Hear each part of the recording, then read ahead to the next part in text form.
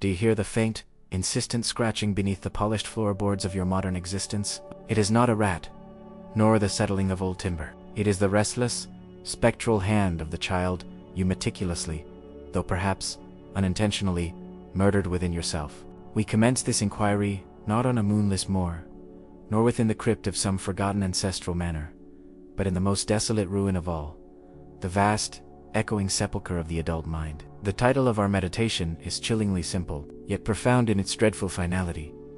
The child who died inside the modern adult. This is not merely a metaphor for lost innocence. It is a clinical, psychological autopsy of the modern soul, a dissection of the mechanisms by which wonder is replaced by weary utility, and boundless terror is substituted by calculated, insipid anxiety. Observe the adult. They are creatures of rigorous clockwork, defined by the tyranny of the calendar and the sacred, suffocating virtue of productivity. They speak of time management, as if time itself were a beast to be caged, forgetting that the child lived in an eternity, an endless summer afternoon where the weight of consequence was as distant and mythical as the inhabitants of the moon. The adult, in their fearful quest for stability and their abhorrence of the unpredictable, has systematically eradicated every vestige of the child's essential nature, its irrationality, its immediate, overwhelming joy, and most crucially, its unadulterated capacity for terror. The modern adult is a meticulously constructed facade, a perfect architectural lie, yet, behind the well-maintained shutters of professional competence and social decorum, there is the haunted nursery. If we listen closely, we can hear the residual echoes of a laughter that was too loud, a weeping that was too honest, and the sound of tiny footsteps retreating forever down a corridor lit only by the flickering lamp of memory. This retreat is the crux of our sorrow. We did not merely grow past this identity. We silence it, entombed it, and then, in a terrifying act of self-deception, pretended the grave never existed. But the subconscious is not so easily fooled. The adult's deep-seated melancholy, the knowing ennui that no amount of acquisition or distraction can fully quell, is merely the muffled cry of the suffocated self. We wander through museums of adult accomplishment, vast cathedrals of finance, science, and intricate social structure, yet we carry within us the cold, heavy knowledge that the one life we were truly meant to live, the life dictated by pure curiosity and immediate emotional truth, was sacrificed on the altar of manufactured maturity. This sacrifice demanded a terrible price: the loss of the capacity to truly see. The child sees the universe as an ever-unfolding enigma, terrifying and magnificent in its inscrutability. The adult, seeking comfort in categorization, labels the stars, names the emotions, and thereby renders them inert. They trade the mystery of the vastation for the comfort of the commonplace.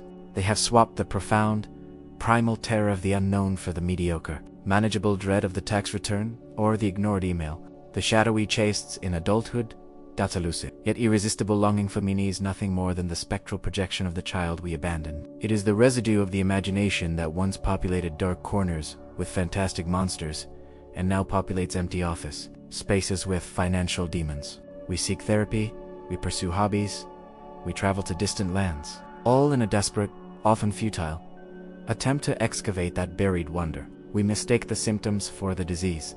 The disease is the absence of the child. Let us descend, then, into the psychological abyss. Let us illuminate the instruments of this internal homicide, the societal pressures, the educational systems, and the relentless cult of logic that demanded the heart yield to the mind, the dream yield to the ledger. We must ask, was this death necessary, or was it merely the most tragic self-betrayal, a pact with the conventional that guarantees a life of sophisticated, yet utterly hollow, despair? We have merely gazed upon the doorway. The true horror lies within the house of the mind, where the silence of the adult is the proof of the child's demise. The interrogation of the soul, like any true descent, must move beyond mere observation and plunge into the cold, churning current of causality. If the modern adult is the carefully constructed tomb, then our task now is to trace the intricate fissures in the mortar, to map the precise geography of the spiritual disaster, the maelstrom of conformity that inexorably pulls the child into its dark, suffocating center.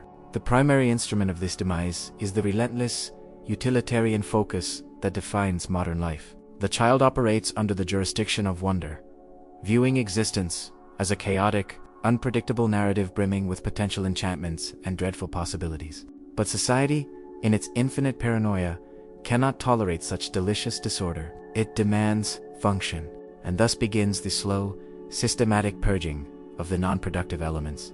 The boundless capacity for imaginative play, the essential practice of constructing realities that defy the mundane laws of physics and common sense, is slowly categorized as an expensive diversion to be tolerated only until the mandatory age of usefulness is achieved. We are taught, implicitly and explicitly, that value resides only in that which can be measured, quantified, or exchanged for currency or status. The magnificent, terrifying landscapes created by the child's mind where shadows held giants and puddles contained ocean, forcefully paved over by the asphalt of practicality. This intellectual demolition is necessary for the construction of the adult, the efficient consumer and producer. The child, who once drew monsters with crayons and believed in their terrible reality, is commanded to draw charts and graphs, to believe only in the incontrovertible arithmetic of profit and loss. This is not education, it is ossification. It is the intentional setting of the fluid, malleable spirit into the rigid, unbreakable mold of convention. Consider the nature of time itself. The child is a creature of the boundless present. Time stretches, contracts, and often disappears entirely, dictated only by the intensity of the immediate experience. An hour spent exploring a damp basement is an eternity. A week of agonizing anticipation for a festival is a geological age. The adult, however, is chained to the clock, living perpetually in the future of the deadline, the future of the retirement, the future of the planned, predictable trajectory. This chronological obsession is a lethal prophylaxis against true living. By constantly projecting consciousness forward, the adult ensures that they are never truly here, never susceptible to the sudden, overwhelming impact of the immediate, unmediated moment of very essence of the child's joy and terror. This forced migration from the eternal present to the anxiously anticipated future is the source of the modern adult's pervasive, yet peculiarly sterile, emotional landscape. The profound, primal fear experienced by the child, elemental dread of the abyss, the palpable presence of the unknown in the darknesses, a healthy, clarifying emotion. It reminds us of our precarious position in the cosmos. The adult replaces this powerful, meaningful terror with 1,000 tiny, insignificant anxieties: the worry of judgment, the fear of professional failure, the dread of social awkwardness. These are not fears of the sublime. They are fears of the accountant. They are shallow, predictable, and, crucially, they demand constant mental energy, distracting the adult from the far more terrifying, yet essential, contemplation of their own ultimate solitude and the adult becomes adept at the art of substitution. They replace the ecstatic, irrational joy of pure existence with the momentary satisfaction of acquisition or consumption. They replace the deep, enduring connection of shared, vulnerable humanity with the carefully curated performance of social media. A theater of manufactured contentment where every smile is a calculated artifact. The spectral residue of the child, starved of genuine nourishment, finds poor sustenance in these plastic proxies. This chronic starvation leads to the constant craving for escape, whether through intoxication, relentless travel, or the hypnotic hum of digital distraction. The silence that follows the child's demise is not peace. It is the absolute quiet of a landscape bleached of color, sterilized of risk, and devoid of the glorious potential for catastrophe. But the human soul abhors a vacuum, and in that manufactured silence, the adult begins to hear the echoes of their own internal betrayal, the faint, yet persistent, rhythmic thumping that suggests that though the light has been extinguished, the heart-to-core memory of what once was still beats, buried but not yet completely decayed. We must now turn our gaze to that hidden pulsation, that persistent sound that betrays the very crime we sought to hide. The persistent, muffled rhythm we now discern is not merely a memory, but an accusation, the silent testimony of the telltale heart of the buried child. This heart beats beneath the sophisticated veneer of the modern professional, demanding recognition, vibrating with the intensity of unspent wonder and unacknowledged grief. We arrive now at the crucial midpoint of this psychological descent, where the sophisticated machinery of adult denial begins to falter, and the dreadful truth of self-betrayal insists upon being heard. The complexity intensifies when we realize that the murder of the child was not an act of sudden, barbaric violence, but a gradual, refined cruelty committed in broad daylight, sanctioned by all of polite society. The societal insistence on predictability is the sharpest instrument of this demise. The child thrives on the chaotic potential of the unknown. Every closed door holds a universe. The adult, however, seeks systems, guarantees, and linear progression. When the adult fails to achieve this mandated predictability, when the career trajectory wavers, when relationships fracture, when the promised security evaporates, it is the child, trapped beneath the rubble of expectation, who suffers the deepest trauma. The adult trauma is logistical. The child's trauma is existential.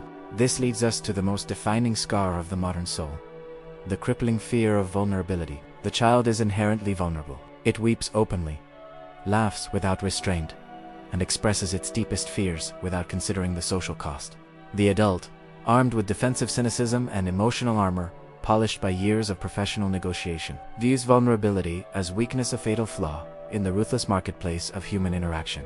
They have learned to substitute authentic, messy human connection with transactional, carefully managed relationships. But the heart, the elemental core of that forgotten self, demands connection that transcends the transactional. When the adult finds themselves staring into the existential void at 3 o'clock in the morning, haunted by a profound sense of isolation despite being surrounded by peers and possessions, that is the echo of the child, starved for the simple, uncalculated assurance of shared humanity.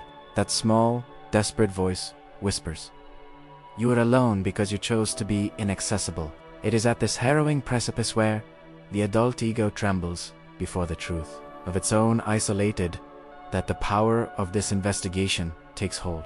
If you feel the cold breath of recognition upon your neck, if the rhythm of this analysis strikes you not as intellectual curiosity but as a profound, chilling articulation of your own internal landscape, if you find yourself utterly, compellingly entangled in this dissection of the psyche, then I implore you, let the world know of your discovery. Subscribe to this channel now, and join this desolate congregation of minds, determined to map the cartography of human sorrow and survival. Only by acknowledging the darkness can we hope to see the light, however faint, of the truth.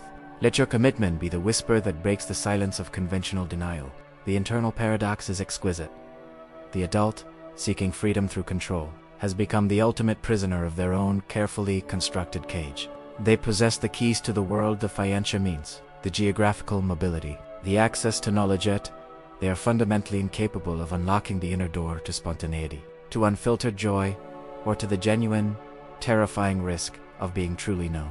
The child, in its pure state, understood the profound beauty and existential relief found in moments of unadulterated irrationality. The modern adult, trained to prize logic above all else, has pathologized the very engine of creativity and emotional vitality. When the adult seeks escape, they do so not through the imaginative flights of fancy that defined their early years, but through commodified experiences, structured holidays, predictable entertainment, chemically induced numbness. The ghost of the child observes this frantic, yet fundamentally uninspired, quest for stimulation, and mourns the loss of the infinite playground that was once simply a backyard and a few hours of unsupervised time.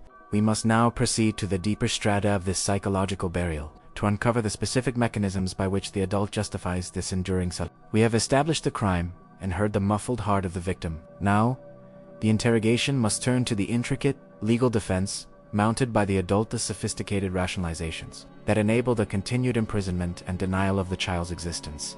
This defense mechanism is an exquisite structure of self-deception, rooted primarily in the cult of self-serious identity. The modern adult often confuses gravity with depth. They mistake their overwhelming commitment to trivial professional dramas and societal expectations for genuine existential weight. The child possesses a profound, yet inherently light, spirit. It can engage in the deepest, most complex, imaginative scenarios, and then, in an instant, dissolve into pure, uncomplicated laughter. This ability to shift emotional registers, to treat life as both a terrifying tragedy and a magnificent farce, is utterly lost to the self-serious adult. The adult views their identity as a monolithic, fragile construct that must be defended at all costs against the disruptive force of genuine levity or, heaven forbid, silliness. The enigma lies in how this seriousness becomes a necessary tool for maintaining the facade of the adult world demands experts, specialists, and people who speak with the definitive cadence of certainty.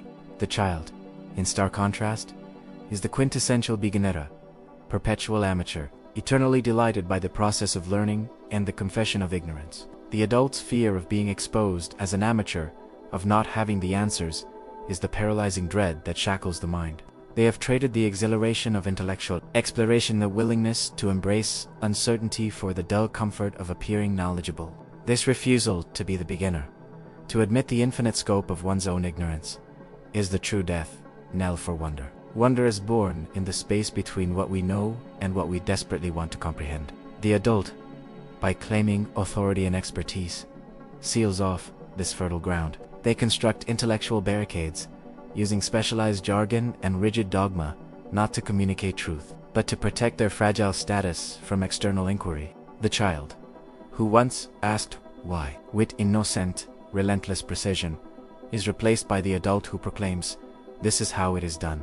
Furthermore, the adult has become enslaved by the myth of progress. They are perpetually chasing an improved version of the self, a optimized entity that exists somewhere in the perpetual future.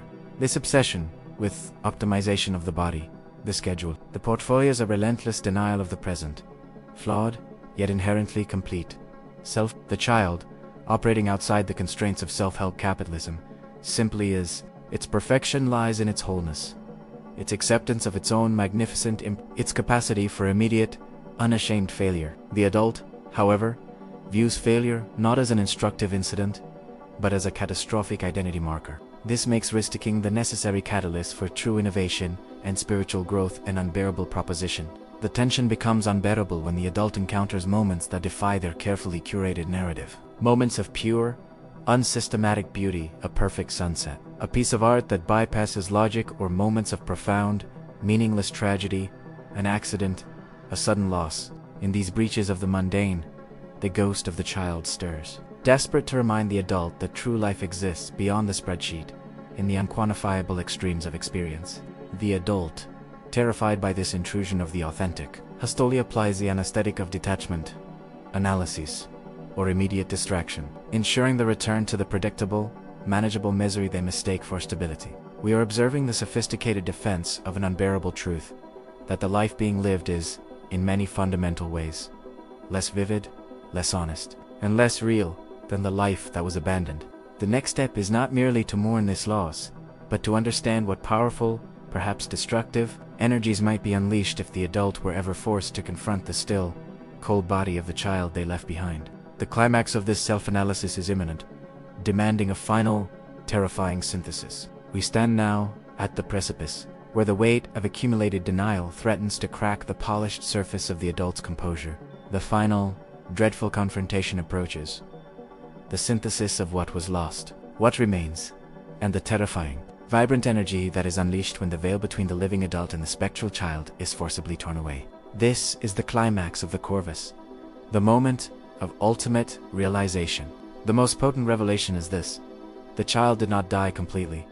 It merely became a subterranean energy. That boundless imagination, denied the open fields of play and fantasy, was not extinguished, it now fuels the adult's most intricate neuroses, their most vivid, persistent fears, and their most destructive, compulsive behaviors. The energy that once built worlds in a sandbox now constructs elaborate, self-punishing narratives of failure and inadequacy. The unbridled fear of the dark, once a simple primal terror, is now metastasized into the complex, debilitating anxieties that paralyze decision-making and sabotage potential happiness. The adult seeks to understand their persistent melancholy, their feeling of fundamental wrongness through the lens of logic and clinical diagnosis. Yet, the answer lies deeper than biochemistry or past trauma. It is the sheer, overwhelming psychic pressure exerted by the suppressed creative power of the child. Imagine a magnificent volcanic spring, forcefully capped and contained by concrete convention. The pressure does not vanish. It seeks the path of least resistance, bubbling up as irrational rage, sudden, crushing despair, or an insatiable, meaningless hunger for stimulation that cannot be satisfied. This energy, when finally confronted, reveals the full scale of the adult's tragedy. The sacrifice was not only unnecessary, but profoundly limiting. By sacrificing the child's perspective, its radical honesty and acceptance of immediate sensation, the adult has severed the essential connection to the sublime. The sublime, in its poetic definition, is the mixture of terror and overwhelming beauty that elevates the soul. The child found it everywhere, in the howl of the wind, the depth of the forest, the immensity of the night sky. The adult, seeking safety in the mediocre, has rendered the world pale. They live in a perpetually gray, air-conditioned interior, mistaking comfort for fulfillment. The true climax occurs when the adult recognizes that the monsters they now fight, the existential void, the pervasive feeling of meaninglessness, are not external enemies. They are the same creatures the child once drew, but they have grown immense, feeding on years of suppressed potential and unexpressed emotion. To truly live again, the adult must cease to fight these internal demons, and instead recognize them as the powerful, distorted remnants of their own magnificent, terrifying creativity. The darkness that terrifies the adult is merely the unilluminated power of their own imagination turned inward. The final terror, and the ultimate liberation, is the understanding that the child does not seek to take over the adult's life. It seeks integration. It does not demand the abandonment of responsibility, but the infusion of responsibility with wonder. The adult must learn to negotiate with this spectral inhabitant, granting it safe passage to speak, to play, to mourn, and to fear authentically, without the immediate imposition of adult judgment and control. The integration of this lost self is not a regression. It is the painful, terrifying process of becoming whole again. It demands a surrender of false self-seriousness and a re-embracing of the delicious, chaotic potentiality of life. The stage is set for the final retreat, the slow, haunting walk out of the mental crypt, carrying the chilling, yet exhilarating, understanding of what we have uncovered in the dark corners of the modern soul. We exit the oppressive shadows of self-analysis, not unscathed, but transformed by the terrifying clarity of realization. The philosophical conclusion of this long and desolate journey must articulate the path forward, though it is not a path of easy sunshine, but of necessary, enduring gloom, illuminated by newfound truth. The lesson we extract from the grave of the child is that authenticity is not a state of being achieved through effort, but a state of surrender, a willingness to acknowledge the spectral occupants of our own consciousness. What, then, is the legacy of this internal demise? It is the burden of an incomplete existence, a profound artistic and emotional atrophy. The modern adult, having meticulously pruned away the wild, unpredictable growth of the child's spirit, finds themselves inhabiting a landscape that is tidy, sterile, and tragically barren. The integration we seek is not about acting childishly, but about recovering the child's essential stance toward reality, one of porous boundaries, where the inner world possesses the same potent reality as the external. This means we must cultivate a measured, intentional disobedience to the conventional, not the aggressive defiance of the adolescent, but the subtle, persistent refusal of the soul to conform to mandates that violate its essential truth. This involves granting oneself permission for irrational exuberance, for spectacular failure without crippling shame, and for the simple, profound act of wasting time, allowing moments to stretch and exist for their own sake, unbound by productivity metrics. The adult must become the careful, mournful curator of the child's memory, recognizing that the very melancholy that pervades their existence is the final, lingering gift of that lost self, a constant reminder that the world remains fundamentally strange, vast, and terrifyingly beautiful. Do not attempt to eradicate the sadness. Let it stand as the monument to the wonder you once possessed. Melancholy, in this context, is the intellectual conscience of the soul, preventing the descent into vapid, artificial contentment. Our final imperative is clear. The life of the adult, unburdened by the weight of the spectral child, is not a life of freedom, but a life of exquisite, sophisticated confinement. True freedom lies in the internal negotiation, the commitment to periodically open the metaphorical crypt and allow the magnificent terror and joy of that buried self to influence the choices of the present. The investigation is complete. You have walked with me through the darkest corridors of the human psyche. If the rhythm of my voice and the unsettling truths we have uncovered have taken root in your mind, if you feel the irresistible pull of the unsaid, the unspoken mysteries of existence, then your journey must continue. Do not merely consume this analysis, internalize it. Share this transmission with those you suspect are also haunted, and leave a comment below articulating the one truth about your buried self that you can no longer afford to ignore. Let the digital echoes of our shared darkness become a beacon for the lost. Remember this final, chilling admonition as you step back into the blinding conventional light of the day. The greatest tragedy is not that the child died, but that the adult, in their desperate pursuit of a safe and predictable life, failed to realize that they buried, along with the child, the only part of themselves truly capable of surviving the grave.